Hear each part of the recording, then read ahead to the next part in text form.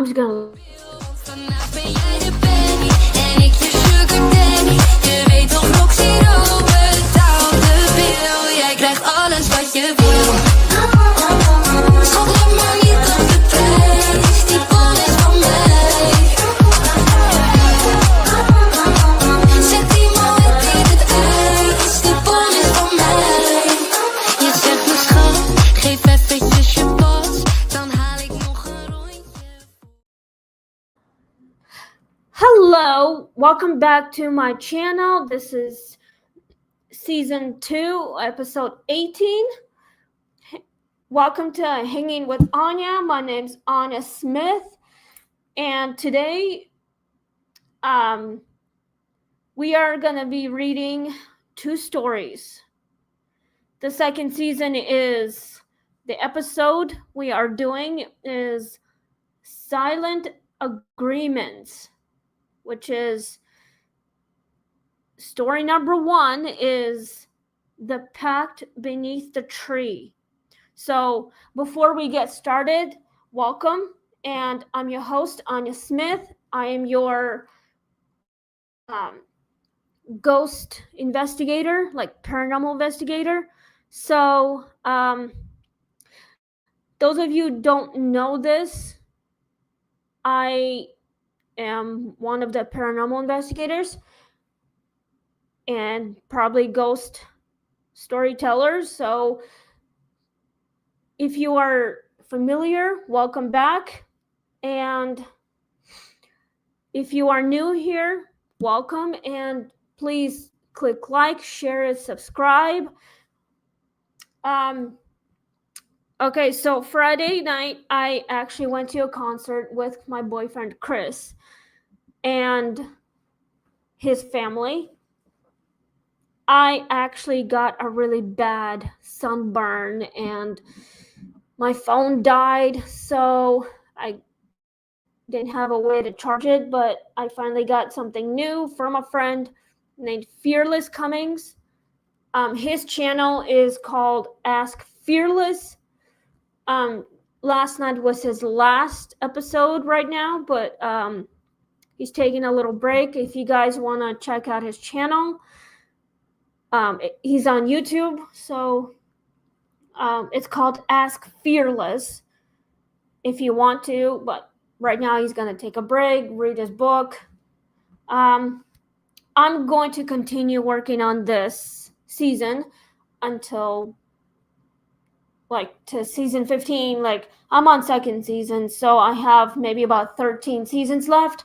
So let's get started. Story number 1. The Pact Beneath the Tree.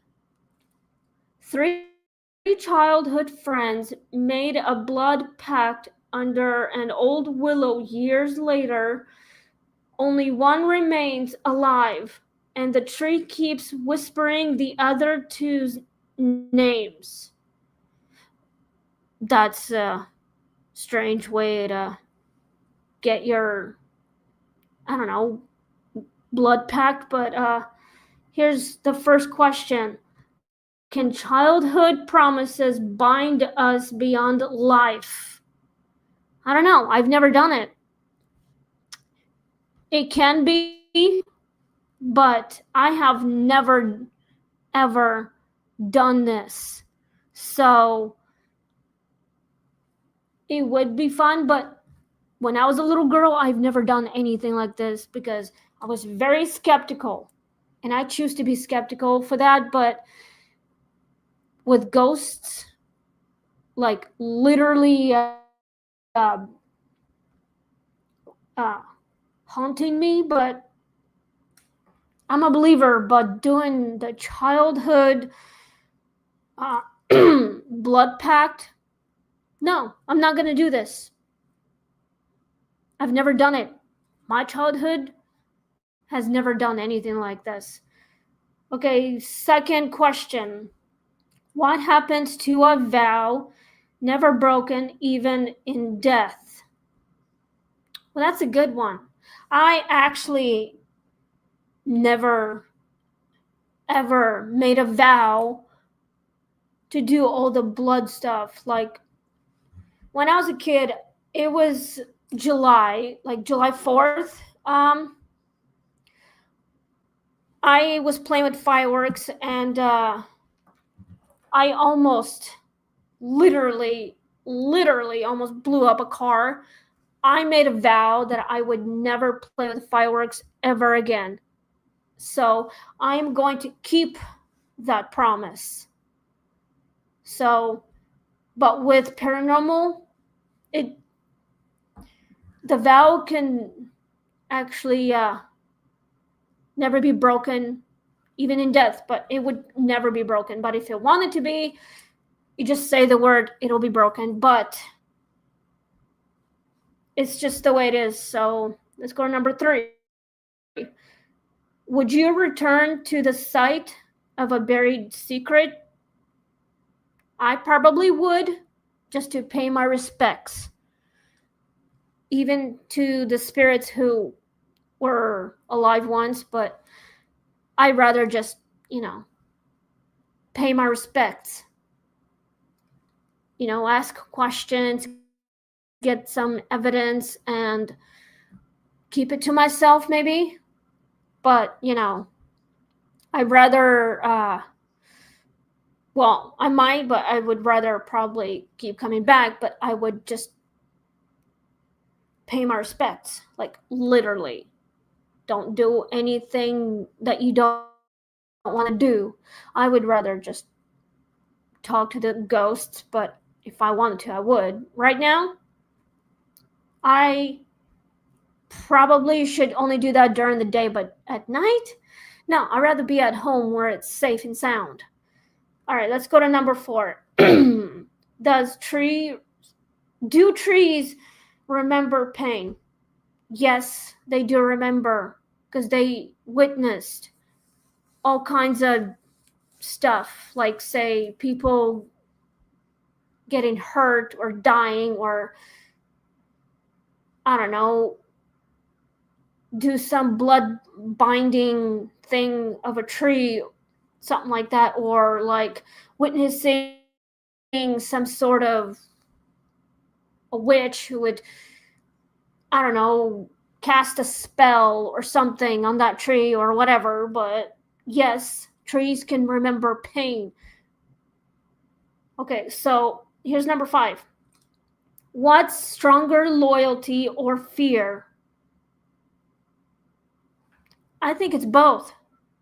But yeah, so loyalty and fear, it can be both. I'm loyal to my boyfriend, I'm loyal to my friend Fearless, who's next door. Fear, it's a part of us.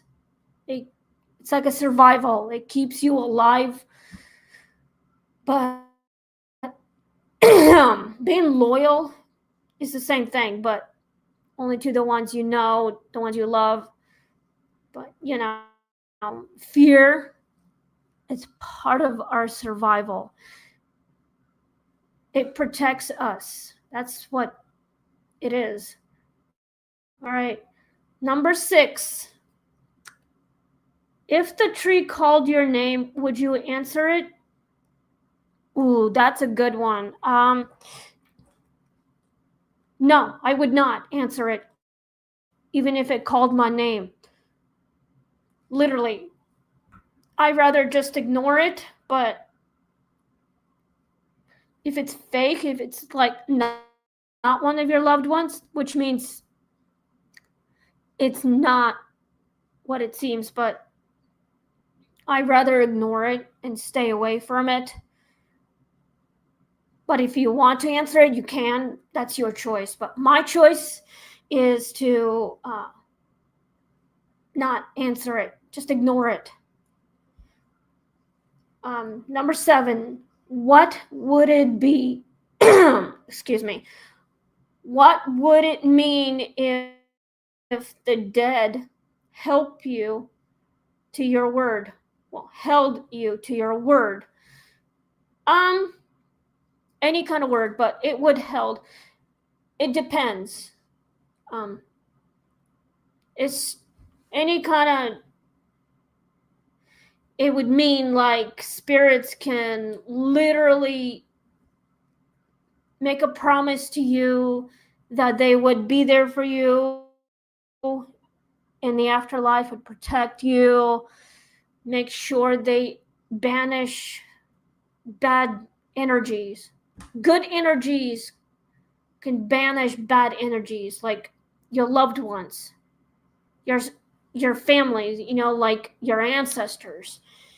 They would make a vow that they would protect their descendants.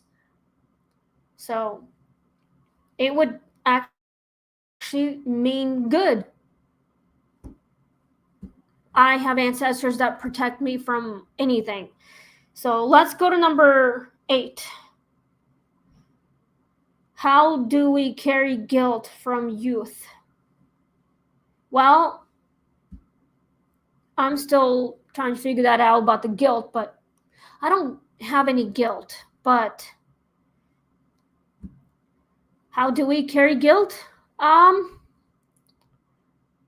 It's something that you feel guilty, like, well, it depends, but I've never had any. I don't feel guilty not uh, keeping my word, or like by protecting someone, staying by that person's side, but you had to leave because you just don't want to lose your own life. But being guilty but not being by the person's side, that is guilt. By not being there, not being truthful or something like that. But I don't have anything. But here's number 9 before we go to the second story. Is a whisper more dangerous than a scream? It can be, but you just have to figure it out. Oh, we have some comments. Here's Fearless. He says, "Hey, Miss Anya." Hi, Fearless. He also wants to know, we should do pizza today. Yes, Fearless. We should definitely go have some lunch. So he also says, what do you think? Yes, Fearless. He wants to say hello. So, hello, Fearless. I think we should definitely have some pizza. Like anywhere. Doesn't matter which one. Maybe Godfather's. We can.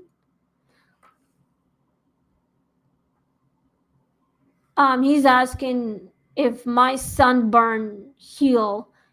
Well, Fearless, it's getting there, but I need a few more days until it's fully healed. It takes time. So let's go to question number 10 before the second story. Here's what Fearless says. Sounds great. I love Godfathers. We will go to Godfathers after I am done with my episode. So if you heard your name in the wind, what would you do? I would probably walk faster or start running faster. Just ignore it and start running home as fast as you can, and try not to try not to like answer it. Just literally don't respond. You have to find your way home. You have to run as fast as you can. Here's what Fearless says right now. Why does my socks smell like piss? Dude. Okay, let me not stop, but let me pause this somehow. We need to pause this because I have something going on right now and around me, but anytime. So Yeah. Yeah, it needs to be. Thank you. I didn't want to say in front of the people. I know you did. Go. Thanks. I'll be right back. Hello, ladies and gentlemen. My name is Fearless. Miss Anya had to go accomplish some business. However, I don't necessarily think that we need to go into what type of business that she needs to accomplish or whatever, because it's not my business, it's her business. Anyway, how are you guys doing? Fine, I hope. Hope everything's going okay. We're going to be starting up a book club soon. Maybe you guys might want to be a part of it. I'm thinking about calling it the Troglodyte Book Club. Troglodyte Book Club. I don't know. So, kind of let me know what you guys think. It was technically going to be called the Flotsonociny Hillipilification Supreme Intergalactic Troglodyte Book Club. Then I kind of found that, maybe that's way too long. Even ChatGPT said that's kind of ridiculous. So that's probably not going to do that. So I'm just kind of throwing it out there. Anyway, how are you guys doing? How's everything going? Good, I hope. Right? I don't know. Miss Anya, she is on her way back, I believe, for whatever. I don't really know what she's doing. But, I mean, either way, it's none of our business. How are you guys? How's everything going? Fine, I hope. I can't wait to see you guys a part of our book club. It's going to be fun. It's going to be very fun. Maybe I can come over to you guys' house and we can sit down and talk about books together. I don't know. You tell me. Is that weird? I don't think it's weird. It's not weird. You want to go meet at a park? We can meet at a park. Bring sandwiches. Okay? Number 7. Over at Jimmy John's. What do you guys think of that? Personally, I think it's a great idea. I don't know. Do you guys want to meet me? I don't know. You guys should, because I'm pretty awesome. But I'm not going to lie to you. I am going to charge you to meet me because I do charge. Okay? That's how that works. It's not like anybody's watching this anyway, so who gives a shit? No one watches mine either. So, hello, Miss Anya. Hello, the people were asking questions. Okay. Somebody was asking, why does their socks smell like piss? You're the one who That's said. not me. I know it's you. Yes, it is. All right. Sorry, guys. I'm back. Yeah, that would be Fearless saying that. He's just being funny. So let's move on to the second story before I sign off and do 10 more questions. All right. So here's the second story. The tenant on the lease. Ooh, that sounds creepy. Okay, so let's start. Every tenant who moves into apartment 2B is warned, don't sleep in the second bedroom. No one knows why until the sleepwalker in the alley returns. Wow, that sounds scary, but I'm brave enough to read it. But if I wanted to go on any like apartment 2B or any apartments, I would be brave enough to sleep on the second bedroom. It's my investigation. People always want to experience that paranormal activity on that place. So here's the 10 questions. Would you ignore a warning if it wasn't explained? I might, but I also have to respect it. I would listen to the warning. At the same time, I actually would want to experience it and actually listen to my warnings. I probably wouldn't want to sleep on the second bedroom apartment 2B, but I would probably want to experience it at the same time, but it just comes to me. Maybe that apartment might be calling someone's name if it wants to be. But here's what Fearless is saying. My body was found in the alley next to a dumpster full of ghost jelly. What? Fearless, I know you're messing with me. That might be your previous life. But on this life, you should be okay. I mean, literally. This happens whenever it wants to, but you might want, if you literally think that your body was found somewhere in the alley by the dumpster with ghost jelly, but hey, might as well take the evidence and figure it out what that is. It's like ectoplasma, something like that. The energy of a loved one, like a spirit. But, you just have to figure it out. Here's question number 2. What makes certain rooms feel heavier? Well, any kind of room. Like, say, if you go to, I don't know, Scotland, and you'll see which bedroom would become heavier. Like Mary Stuart's bedroom, it's the biggest one of all. It could be heavier because, well, her spirit is trapped in there, like in any castle. Like, it's a lot heavier. I'm thinking the throne room.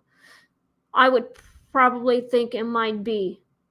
Or in her bedroom where she had her child and nearly almost passed away. I think it's her bedroom and a throne room. Fearless says that call the cops, right? Maybe. You might want to, but you also need to call the ghost hunters. The team, like a psychic medium. You could call me, but hey, I probably would want to find out what's going on. So, yeah. Okay. It just happens for no reason. Okay, so let's go to question number 3. Have you ever known a place was watching you? I always have that feeling. I've always known that I'm being watched. Like when I was living at Kearney Manor a few years ago before I moved to Omaha with my mom, but I'm not going to mention her name, so yeah. I always felt like I've been watched. I can still feel it everywhere I go. I can still feel it. So any place you go, like say Hummel Park or an actual haunted house or the haunted trail in Kansas City, I always have a feeling that I'm being watched as I'm walking through the trail, like a trail. So I always have a feeling. Like if you go to Museum of Shadows here in Omaha, in downtown, if you're like exploring that place, especially in the basement, you always have that feeling, like negative or positive. If I go to Museum of Shadows anytime soon, which I hope I do, with my friend Fearless, I can still feel that I'm being watched. You always have that feeling. It'll never go away.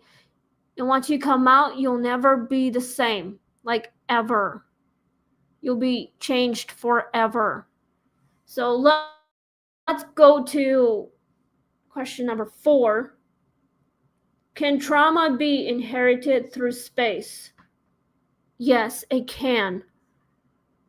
Even from like your past or something like that. Like say you were younger and you experienced or witnessed something that can cause your trauma, or you can like, I don't know, pass it on to the next person, but it's part of your past. It can cause it anything. It's a memory you are trying to forget and lock up, like in the back of your mind, like somewhere here, like anywhere. It's a trauma. It's like resurfacing, and you know, it can cause any trauma. It's like you're reliving that day, what happened. So let's go to number 5. Is sleepwalking a physical or like act or spiritual possession? It can be, but being possessed is another thing. I've never sleepwalked, like I have never done it. But spirits are trying to tell the people, the living, where to go, like say a place where you've been before in your previous life, but not in this life. It's trying to tell you where to go, where it happened. This always happens, but to me, it never does. I have never done sleepwalking, like physical or spiritual. I've never done it, but if you're sleeping, your spirit are like entering into another realm. It can happen, but I've never done it, like ever. I don't know if I wanna or don't wanna, but I actually don't want to. Not right now or whenever, but it could happen maybe in 20 years or 30 years. So let's go to number 6. What part of the home holds the most fear? I'm thinking maybe like the heart of the home, the living room. Basically, part of the house, it can be the living room or the bedrooms. Most rooms of that house are a lot heavier. Once you enter it, you have a different feeling. You have like all over, like emotions are all over the place. Sadness, happiness, angry, confused, but a bunch of them, like overwhelms. It just fear. It is all over the place. It can be anywhere. In the bathroom or in the bedroom or the kitchen or the living room. It can be anywhere. It can be like all over the place. Okay, so let's go to number 7. If a room felt off, would you stay out or investigate? I think it might be both. I would probably stay away from it, even if I choose to. If I choose to stay or investigate, I would investigate it, trying to get all the answers and evidence. I would probably investigate the place. Here's what Fearless is saying. Let's go eat. I'm hungry. That's what he says. Well, Fearless, I am almost finished with this episode. Let's go to number 8. When do habits become hauntings? Well, hauntings can be right away or whenever it wants to come out. If a person dies and they go to the place where it all began, that's where they go and haunt the place. Warning of the people, like they warn all the living to stay away from that place. They try to save their lives. They try to tell them not to go into the house where things began, like bad things or good things. But a haunting is where where it all happened, where you died. That's where it happens. It becomes very natural, and it just happens. But yeah, so let's go to number 9. What if the tenant never left? So yeah, if the tenant never left, which means that tenant actually died in the house and never left, which means that ghost, the tenant, is actually trapped and he can't get out. If I wanted that apartment, I would actually try to cleanse it. I would literally try to figure out a way to cleanse the house, sage it, release the spirit of a tenant before you move into that apartment. If you want to leave, you have to cleanse the house. You have to set the spirit free and then demolish the place, maybe. The reason why it never left, because that person chose to stay and haunt the place because it was afraid that it would be judged. So yeah, okay, let's go to the last question and then we'll sign off. Could you live with something you don't understand? Yes, I would. I would want to try to get some answers, trying to figure it out if I can coexist with that spirit.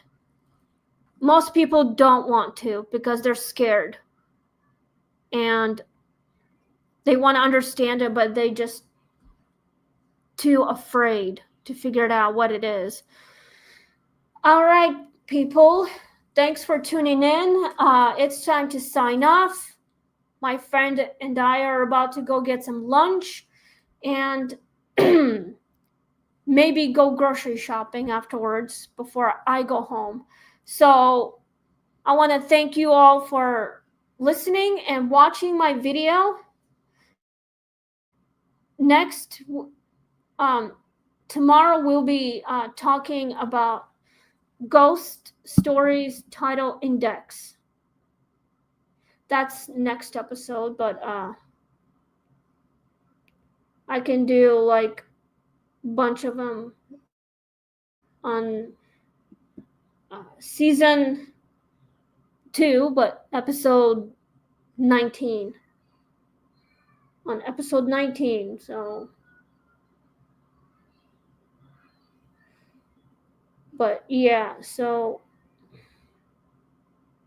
that's next time. So that's tomorrow. So I want to thank you for coming and checking it out. Please click like, share, and subscribe. We'll see you next time. And have a wonderful day and happy Independence Day. And we'll see you tomorrow. So, like I said, please click like, share, and subscribe. We'll see you tomorrow. Bye!